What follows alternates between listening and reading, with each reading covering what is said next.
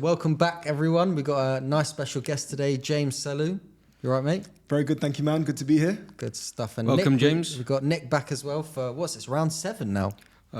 Who's counting? Who's counting? Good stuff. Lucky number 7. What's been happening with everyone, Nick? How you been? What's been going on? Do you want to update us? Yeah, sure. So I've been working predominantly on setting up the infrastructure for Africa.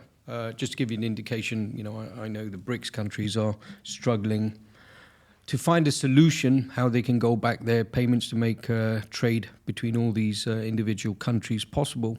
And I think we have cracked it.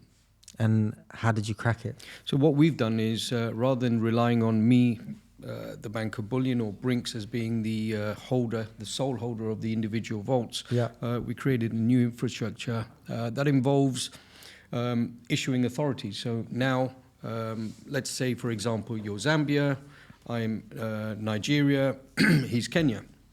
All three of us want to do trades.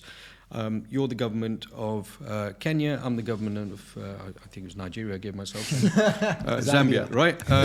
So assume we all want to do business, but we don't trust each other in vaulting the gold. Okay. So what we can do is, as a DAO, as a governance, we can create an issuing authority. Now, you have to pass a certain level of KYC, all the checklist to make sure that you're trustworthy enough to vault it. But then there's also other partners involved for the likes of Kenya. It'll be also BRICS, and me, it'll be BRICS, and you'll be BRICS, but would there be some vaulting partners? So now, although you are holding the gold, the onus is not on just one party issuing all the gold, and like in our previous model where it's just BRICS in Dubai storing the gold for every country of the world. Now every country can have the right to store their own gold.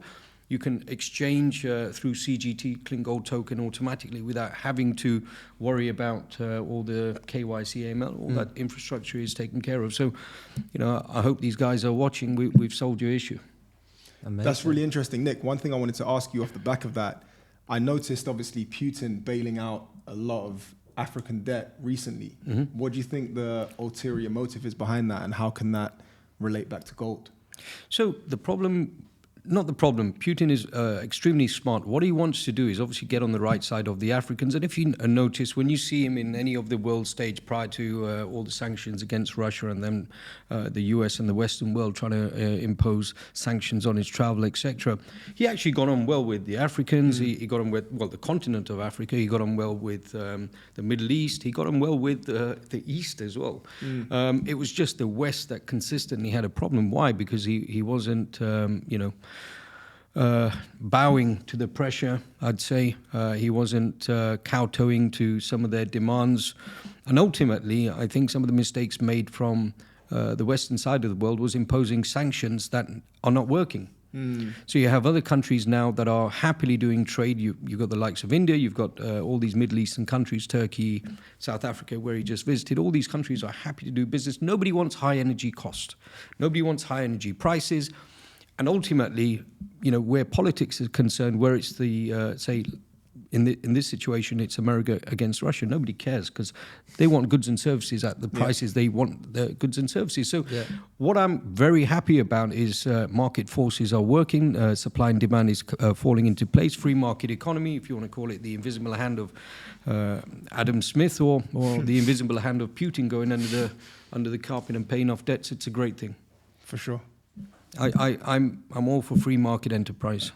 Interesting point. And James, you want to update us on what you've been up to? Yeah, so I recently made the move around 7 months ago from the UK to Dubai. Just been laying down the foundations. Majority of my time has been spent trading. So trading within the foreign exchange market. And within that, there's binary options trading, which is another can of worms. But yeah, anything within the trading space I've been working within. Amazing. And obviously, both of you guys work within sort of trading and crypto. Obviously, you work in gold as well as your main business. But in terms of, obviously, you look at the markets for crypto and for Forex. What's your view on Michael in terms of in the New York Stock Exchange, what he's been able to do in the last couple of weeks and what has just been confirmed that he's done? What's your thoughts on it? Yeah, Nick, you go. So you're talking about Michael Burry. Just make it clear for the time up. Ask that question. Go again. from the top. Yeah.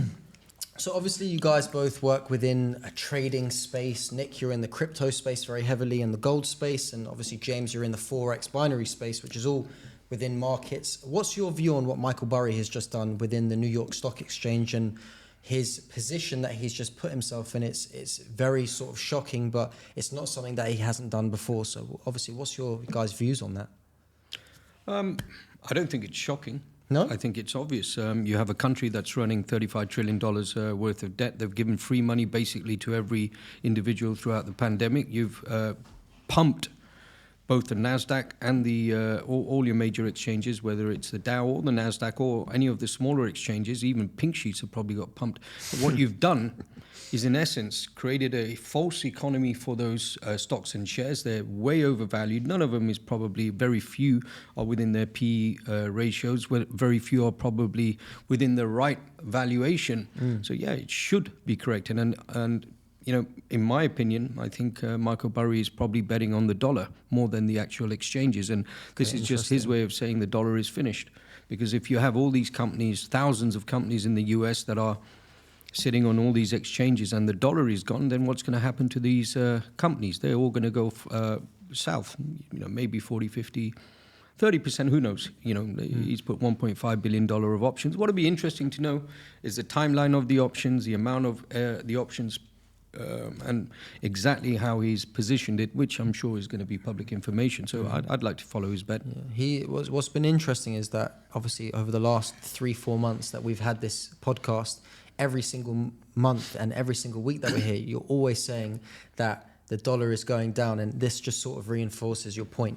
Well, if he when in the 2008 collapse, what happened? There was these big insurance companies, there was the banks, and they were bailed out. At least one or two of them were, right? But ultimately, what they should have done, and as an economist with an economist background, you can't interfere with markets. If you do, you get what we have now, 15 years down the line, a bubble. And this bubble has been created because of the false economy created by the Federal Reserve.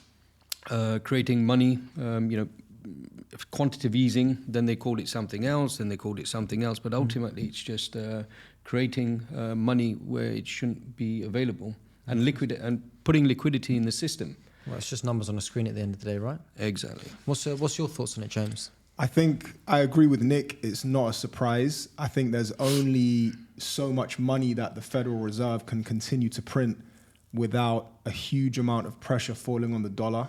I think there's other factors in play as well, like BRICS, which we mentioned. The US dollar is under pressure from the world economy right now. And I think it's a really interesting time for people that are looking at cryptocurrency and gold in particular. I know that that's Nick's area of expertise, and we typically see an inverse relationship between gold and the US dollar. So when the US dollar goes down, gold will move up. And I think as the US dollar continues to be under pressure and the dollar index continues to downtrend, we're going to see gold potentially break above $2,100 by the end of the year even. It's slightly optimistic, but it could happen. Wow. Obviously, Nick, that's your main bread and butter business. What's your thoughts on what James has said in terms of gold breaking that threshold? I hope to see it break for retail investors. For me, it doesn't matter, right? Sure. I buy at a specific discount, so we always make money whether the price is up or down. At the end of the day, gold being expensive doesn't support the world economy in terms of some of the industrial uses. So that'll not be good for that side of the business. But if you look at the main savers of gold, the Chinese, Indians, and a lot of the Middle East actually as well, for them it's great. You know, you suddenly, if you got $100,000 worth of gold that you got in a wedding from all the jewelry, and you bought it at $1,500 if you got married like 5, 6, 7 years ago, and Sure. it goes to $3,000. Great, you've just doubled your money. But if you look at it in terms of some of the industrial uses, then that's a problem. Yeah. And I always have felt gold has been artificially manipulated for not just now, for many years. If you looked at in the 2008 crash between 2008 and 9, gold actually rallied to 2065 or 2075, somewhere over 2000, just over. Sure. Went all the way back down to, I believe it was around 1150 or 1080, I can't remember, just around 11, call it 1100. Then it came all the way back So yeah, it's halved, it's doubled, or come back. But in essence, if you quantify gold, what we have in the world, only 150,000 tons, put that into a metric, as I mentioned a couple of times, it's $11, $12 trillion of total gold in the world. It's nothing. Yeah. And then you compare it to the debt of the US, 35 trillion. That's just the debt. Then the global debt, 300 trillion plus. You haven't got enough gold in the world to support anything. They're just printing cash at this point, making numbers on a screen. It doesn't make any sense. If you need to bring back the gold system or the gold standard, you'd have to have gold would have to be 30 times its current price. Yeah, well, just to corner the world debt. But let's assume it only deals with the US. That's still 3 times the price.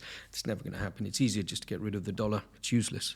And what do you think is going to take the place of the dollar? Do you think it's going to be what Putin and the other countries are trying to put in place, create a new currency that's going to rival the dollar, or do you think it's going to be just straight digital currency? Because I think it'll be fragmented. Okay, interesting. I think it's going to be a fragmented, but a very superfluous fragmented system. I'll give you an example why I know it's going to be, or why I believe it's now going to be superfluous and fragmented. It's very simple. We have CGT, our Clinq.Gold coin, and there's other gold-backed tokens, there's other cryptos, there's ETH, there's every other system in the world. All of these work on different protocols, all of them work on different systems. So I know a very good friend of mine, he's working on a system where, in fact, one of the things I said to him 2 years ago, and he's amazing set of developers, some of the best brains in the world, I said to him, look, if you want to solve a problem right now, the biggest problem is I might be sitting on Ethereum or USDT or whatever stable coin, and I want to transfer to another network. I can't do it. I have to transfer here, do this. Yeah? But why can't somebody just create a simple system like a global Visa, MasterCard in crypto, and it all just amalgamates into one system?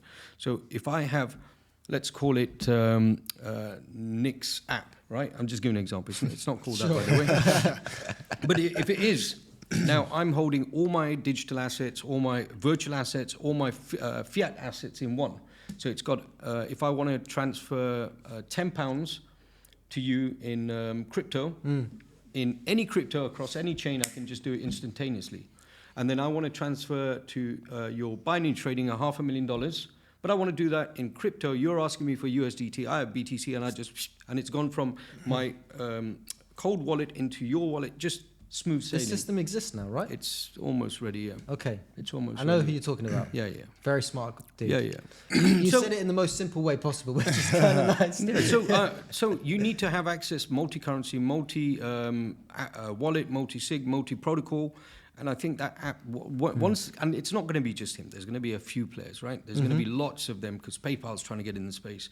You've got all these other people getting in the space, and eventually they'll solve the problem. So does it matter if you're holding BRICS World Coin or CGT or this or that?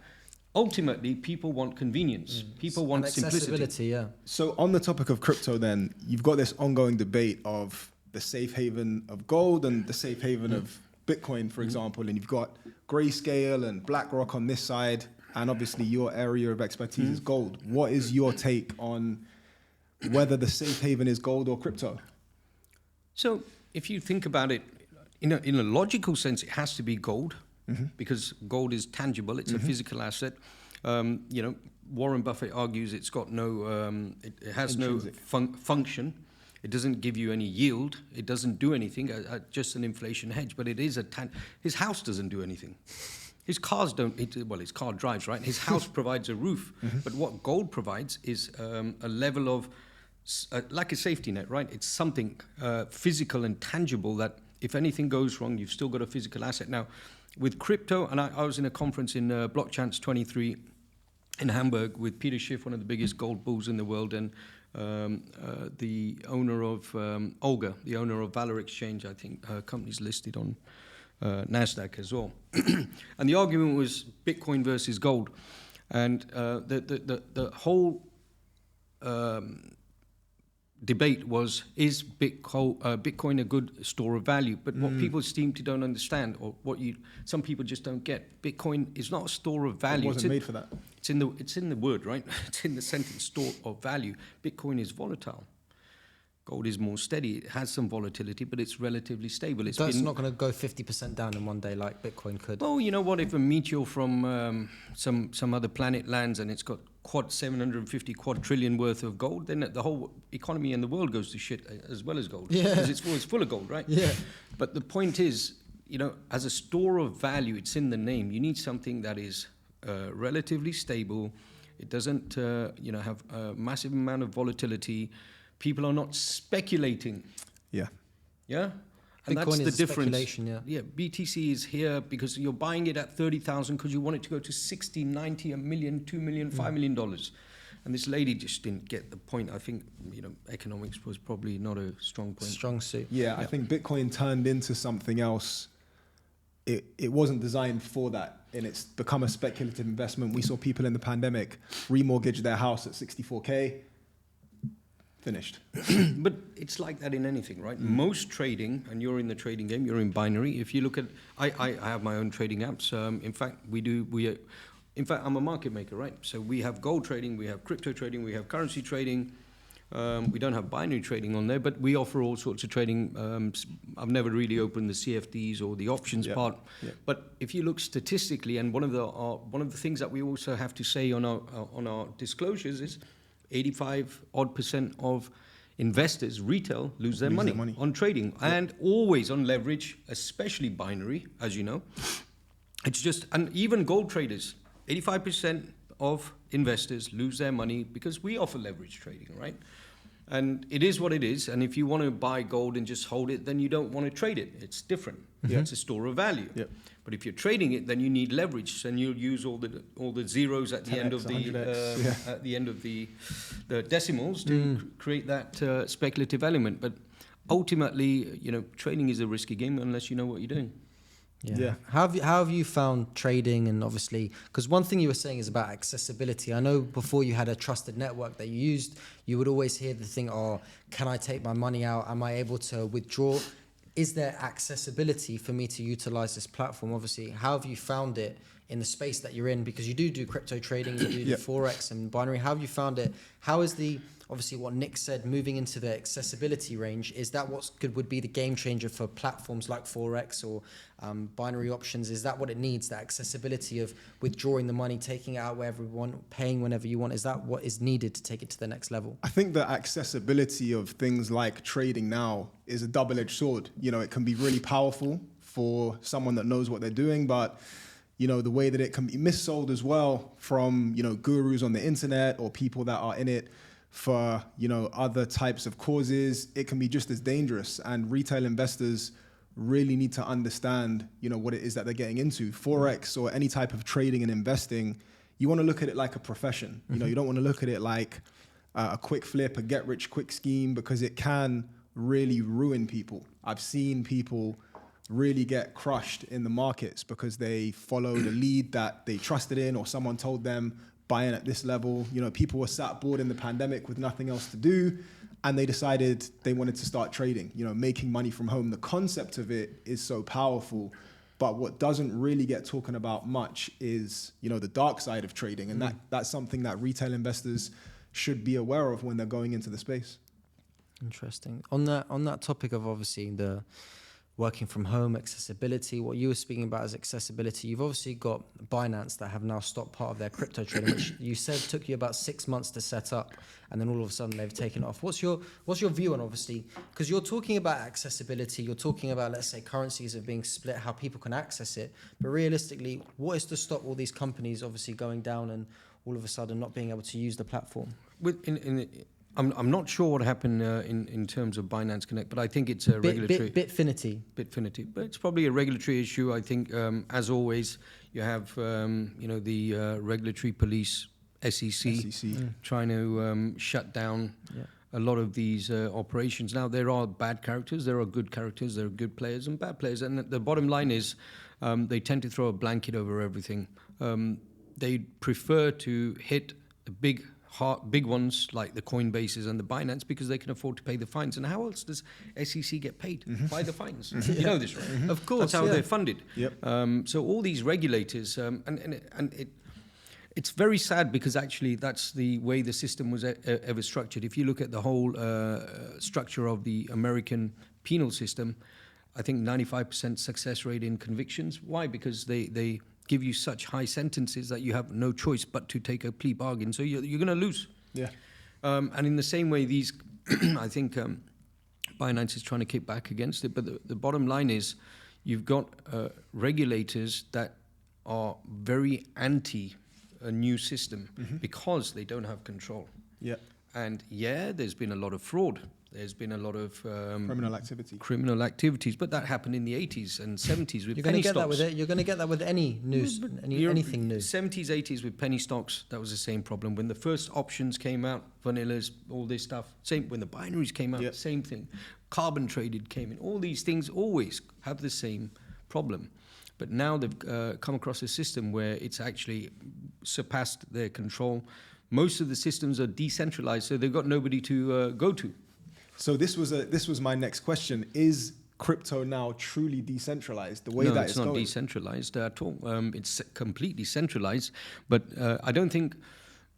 See, the decentralized systems are great because there's no repercussions and nobody can close it down because there's nowhere to close, right? It's just unless you can do an EMP and switch off the electricity of the world, then you have an option. But most systems have now slowly are becoming centralized, and that's what they want.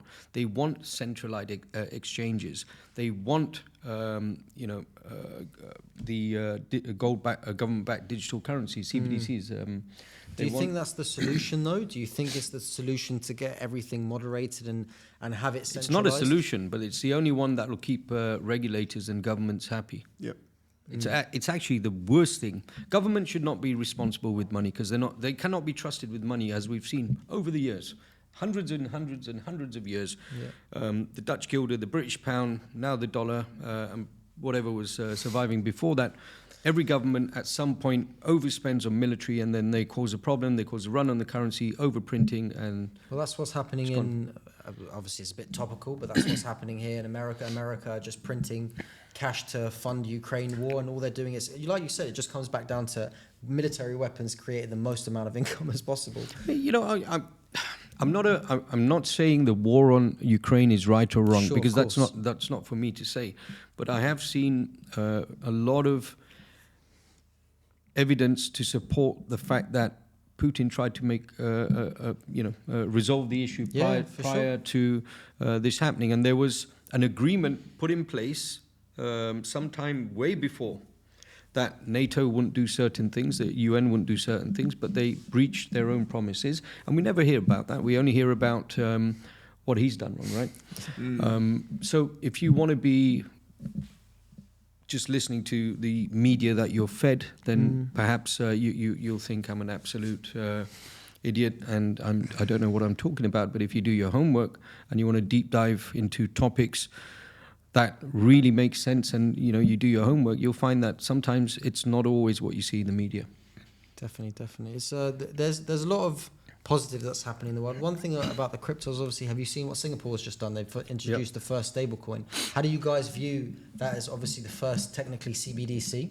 How do you view that? Do you think it's going to be really positive? It's going to be negative? It'd be interesting to get both of your thoughts. I saw a regulation list on it.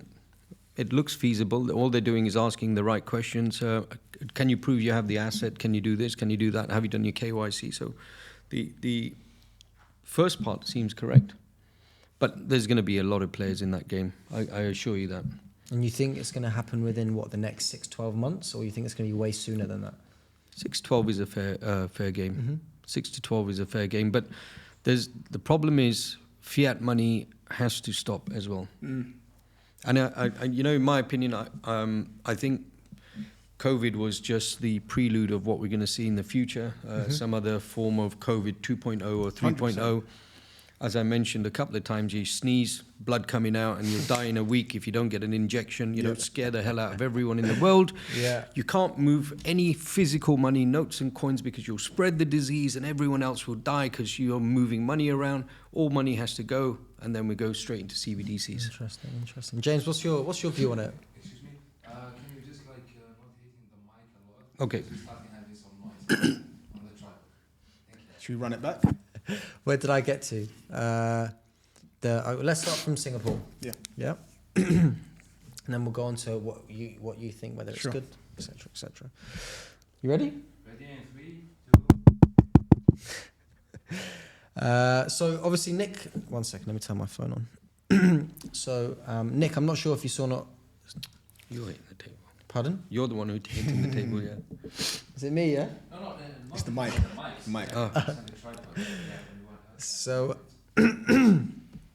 so Nick, obviously talking on the terms of CBDCs and digital currencies, what's your view on what Singapore have just introduced, which is their own form? They're the first one to introduce a proper CBDC. They've introduced a really nice set of rules, a really strict protocol and procedure, which makes absolute sense because they're asking, can you prove your reserve?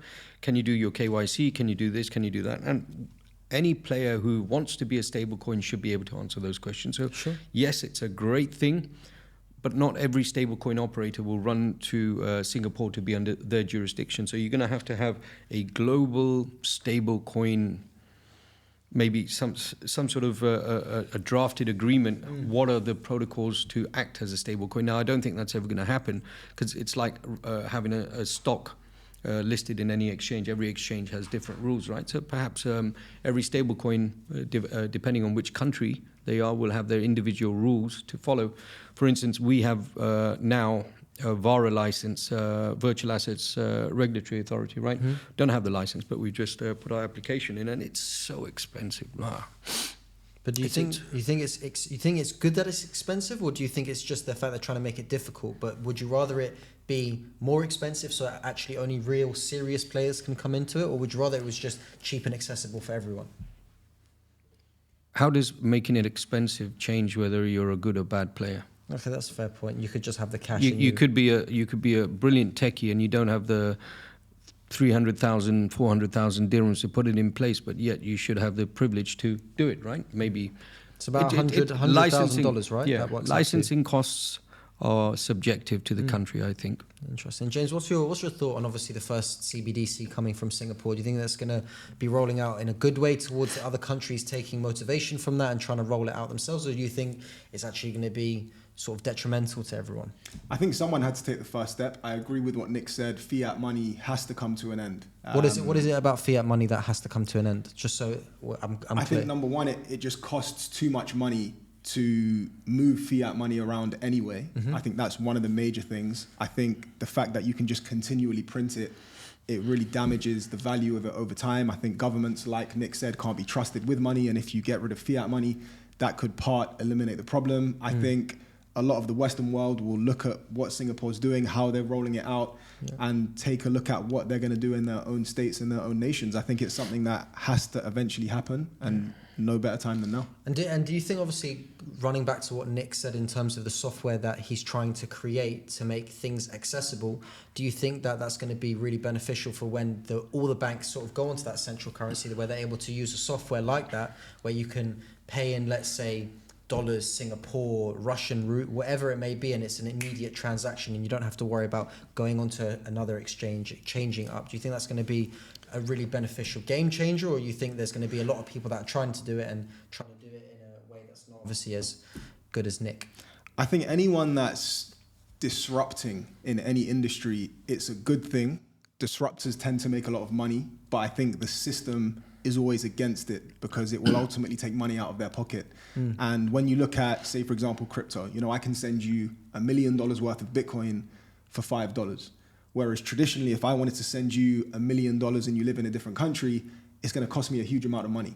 So that money is coming out of the government's pocket, essentially, or the system or the power that be. So it's disruptive. So anyone that's disrupting a space or industry is going to make a lot of money, and it's typically very good for the everyday person on the ground because it gives them more accessibility, more opportunity, more choice, which is always a good thing. Do you feel like in the industry that you're in, talking about opportunity, I know you have a sort of Telegram where you teach students how to make money online. Do you feel like there's an influx of a lot more people sort of understanding what's happening in the modern day era, where they're working their 9 to 5, which there's nothing wrong with it, but they're understanding that it's not going to be enough and the world is changing dramatically, that they're trying to find new ways and understand new systems to be able to make money online?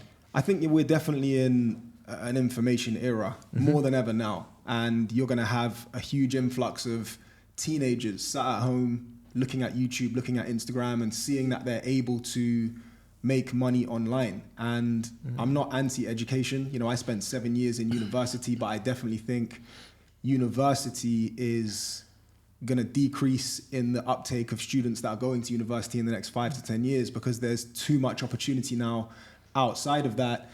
And if you look at what once worked for our grandparents, you know, it doesn't work anymore. If you look at the purchasing power of the pound 60 years ago versus today, it's astronomical, the difference. You know, if we speak to our grandparents, they'll say by 26, I have my own house. Yeah. Because they could then.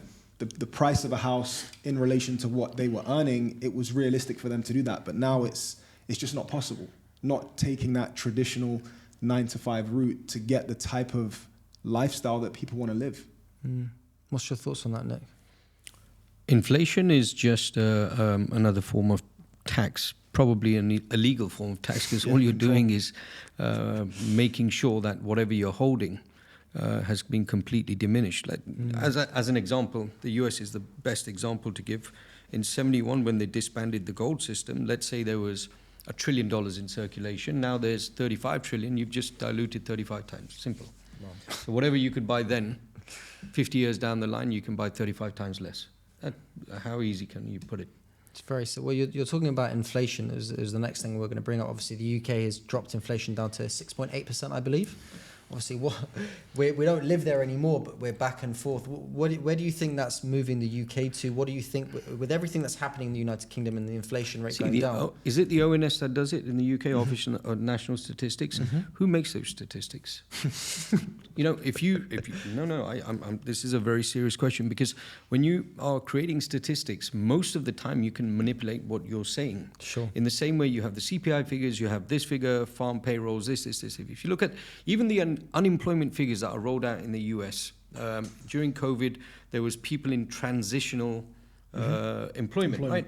So what they do is put that as unemployed, fully unemployed, or it's the opposite. So what you have is figures just completely manipulated to how you need them to sound. So for instance, if a guy during COVID has taken a 2-month leave because of COVID, and then he's back at work, that 2 months is, even though he's fully paid, right?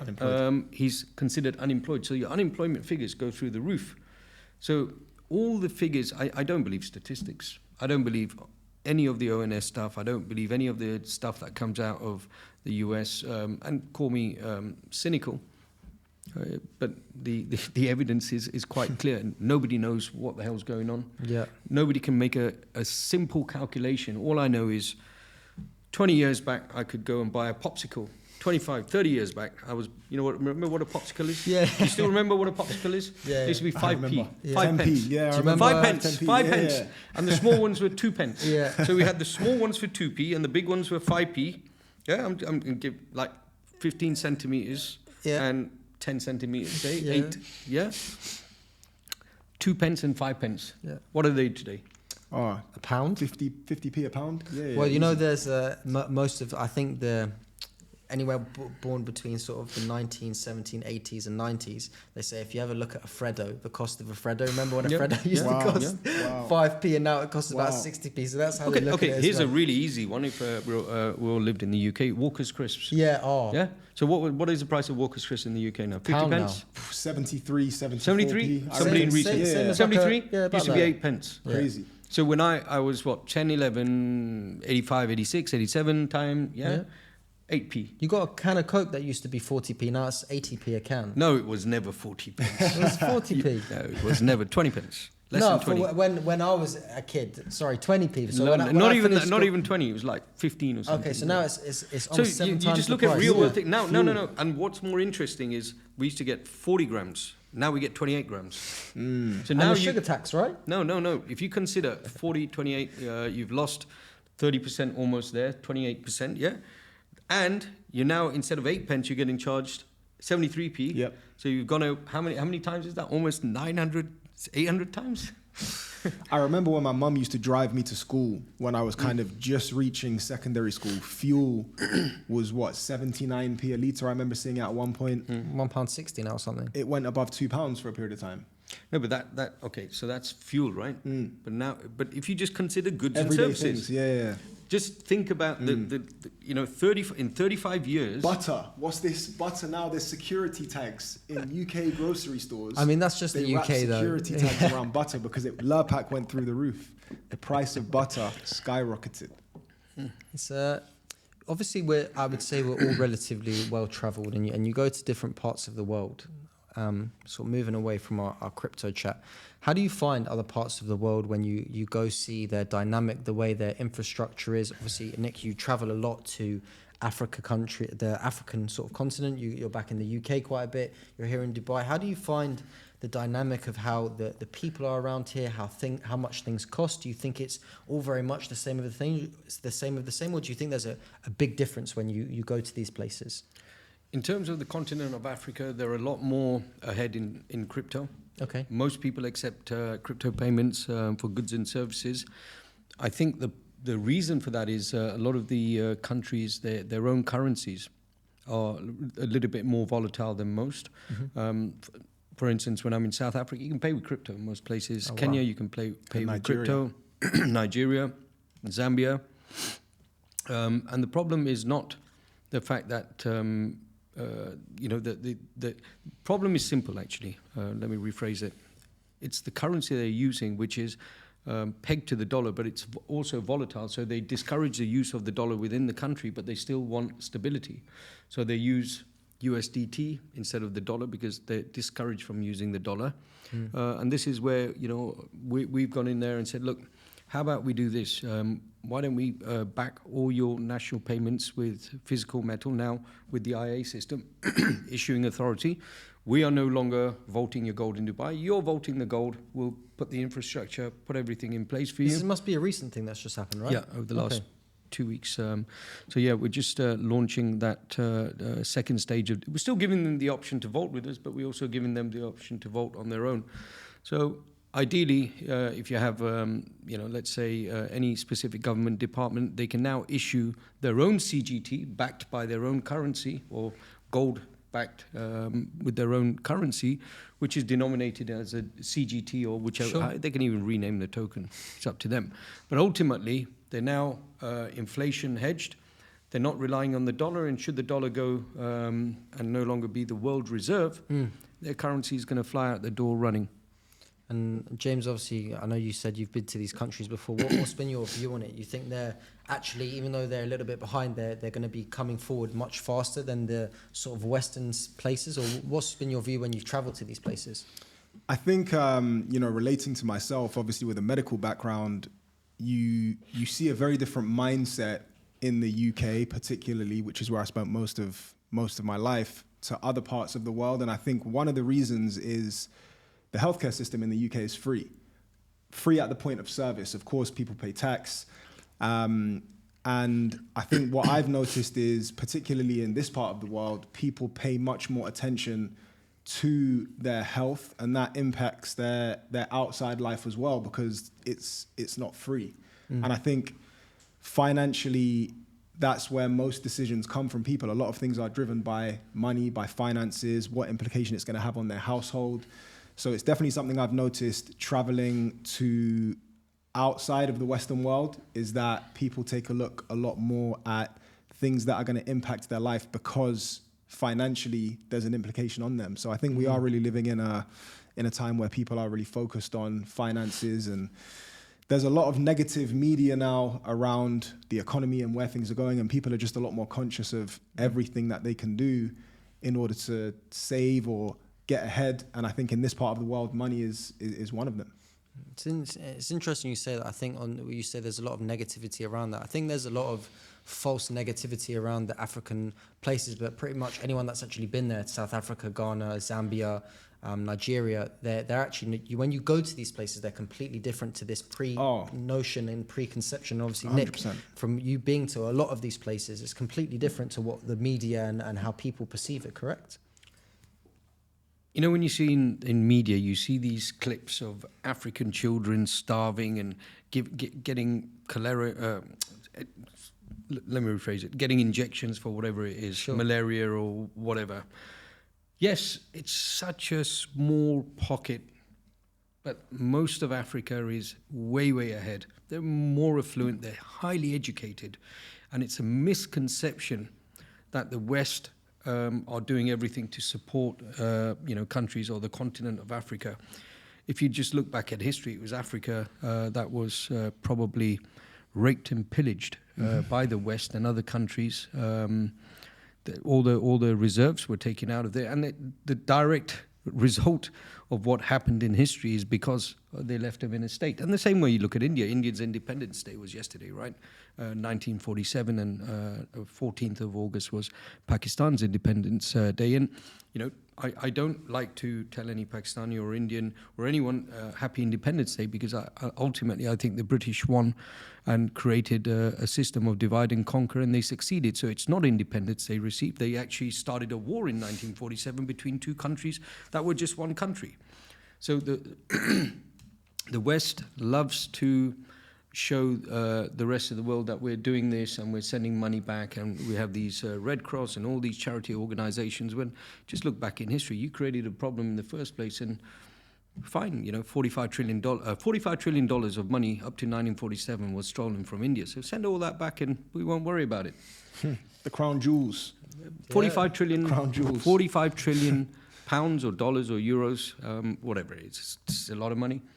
That the British took out of India. And if you think about that, and they probably don't even have it to send it back anymore, spent it all. But, you know, all these problems that you're solving were created in the first place by some of the Western nations. Now, I find it really irritating sometimes when you see these commercials like, you know, support this, send a quid here, send a pound there, do this, do that, because these countries are doing okay.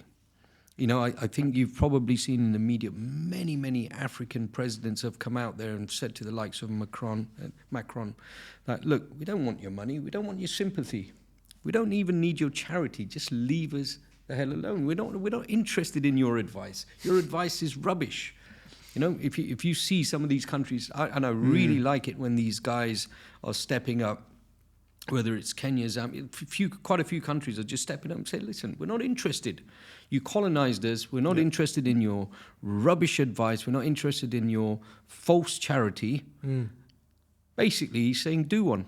I love that you said that they're not going to follow. And it was, do you remember what happened with the World Cup? Obviously, if it was held. Yep. And that was so, like, someone that lived in the West my whole life, to see a country that will say, you know what, no, you have to respect our rules while you're here. It was the only World Cup where no one was arrested, ever. Yeah. And that's to show you, so yes, they might have different rules and regulations, but those are in a place, and I have to say, this is only one of the places where you can walk down late at night, you will always feel safe, you know, it's everyone respects one another. It's very rare to find that anywhere in the world, and from a lot of people that I speak to that have been to Africa, they say Africa, like especially Ghana and Zambia as well, they say it's actually extremely safe, where you can walk very late at night and everyone will leave you be. It's a completely different place to the preconception that you have. People's mindset of Africa is completely different to what it really is. Yeah, you've got pockets of South Africa that are very, very dangerous. But okay, let's compare it to Miami. Yeah. Put Miami in the perspective, because there's parts of Miami you can't go after 9 o'clock South at night. London. There's curfews in Miami. There's curfews all over the US. Yeah. There's drug problems all over the West. There's drug problems in South Africa. Last time I was in Miami, I was on South Beach because there was about 7 or 8 shootings. The police said there's no one allowed to be out here at 9 o'clock. I mean, you have a lot of this in America, but it's not purported the same way as it, let's say, in Africa. Or there's crime everywhere. But realistically, there's a lot more crime in America than there is anywhere else. There's more people in prison in the American penal system than there is anywhere else in the world. I believe at last count it's 3 million people or more. That's almost 1% of their population. So, you know, you can't say you're a safe country or the West is safe or this is safe. Statistics speak. I think it's scary how, you know, there's so much hypocrisy and entitlement in the West, and you don't realize it when you're there, because people really believe the media. They truly believe the news that's put in front of them. The majority of people truly believe what it is that is just laid out in front of them, and that could be in any field, and that relates a lot to economy, finances, government views, policies. People just believe what's put in front of them, and we saw it in the World Cup, like you said, prime example. The West, the amount of hypocrisy that came from the West about the anti-LGBTQ and the migrant workers. Of course, everyone's going to have their views, but let's fast forward to the American World Cup.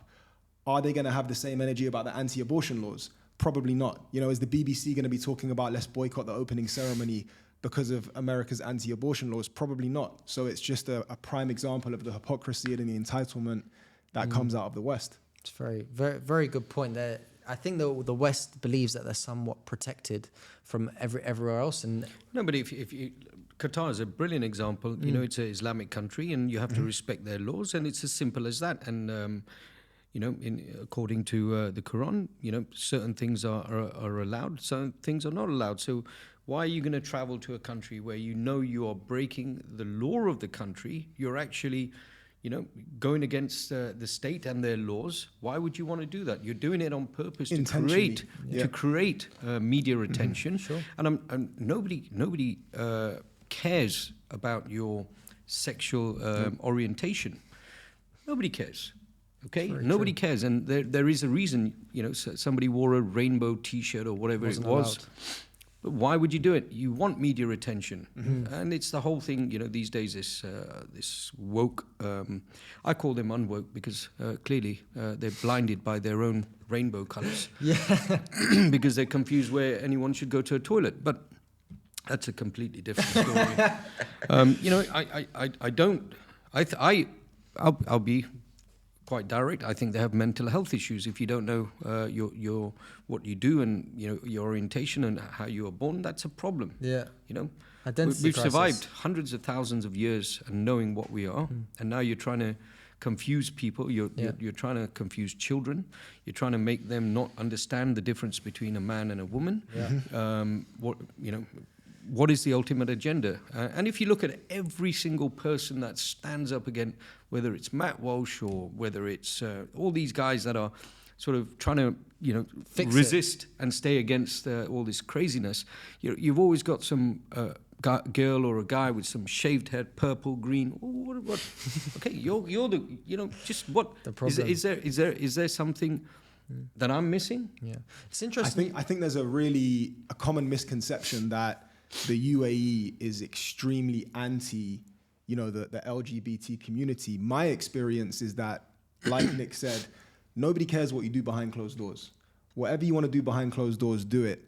But in this part of the world, the same energy is given to a man and a woman who are behaving inappropriately in the street, Absolutely. as if it was a man and a man or a woman and a woman. Yes. So that's all it is. Why do you think it is that obviously in the Arab countries where people, as soon as they get here, obviously they could come from London, wherever it is, they immediately become extremely respectful? Is it just because there are strict consequences here, or do you think, no, because they're such beautiful places, you want to abide by the laws? And what is it you think that is so different about this sort of really, cluster? I have a simple philosophy on this. If somebody has a differing opinion to the country they're considering to come, don't come.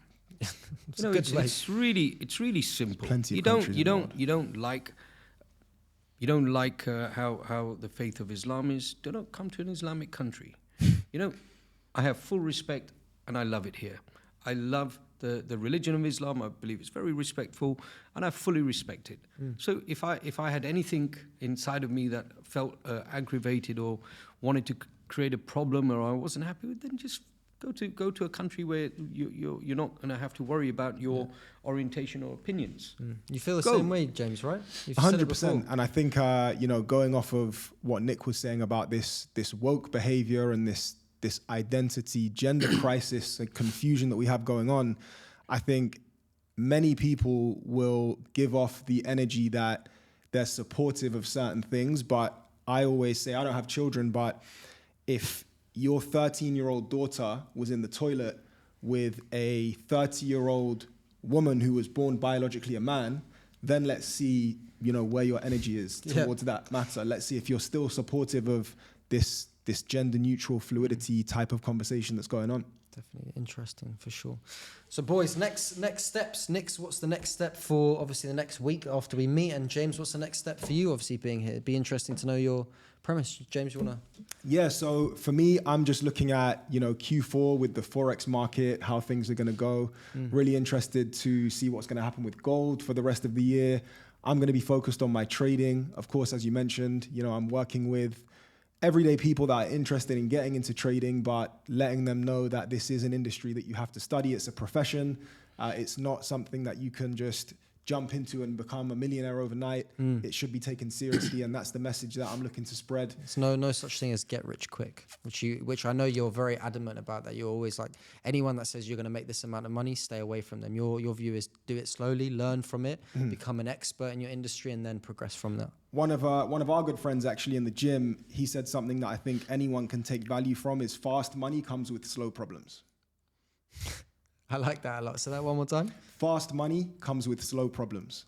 Good stuff. And you, Nick? So for the following week, we have just doing a bit of testing on this issuing authority, new infrastructure. We're speaking to a few funds. The most important thing I feel over the next 2-3 weeks, and what I'd rather research for the next week is finding out what Burry's up to in terms of these options. I want to know the expiries. I want to know where. I want to do my deep dive into this. Yeah, the due diligence. That's what I want to do for the next 1 week. I want to just close off from the world and find out where this guy's put his money. Yeah, well, he obviously was right about last time, so very likely he's going to be right this time. Past performance is not an indicator of future performance. That's your typical disclaimer. Disclaimer alert. But he obviously is a very smart individual. He's done probably a lot of research. He wouldn't throw something if he probably didn't won't believe bet my house, but maybe, yeah, for sure. Maybe see the difference between what he has and what we have. He's a multi-billionaire.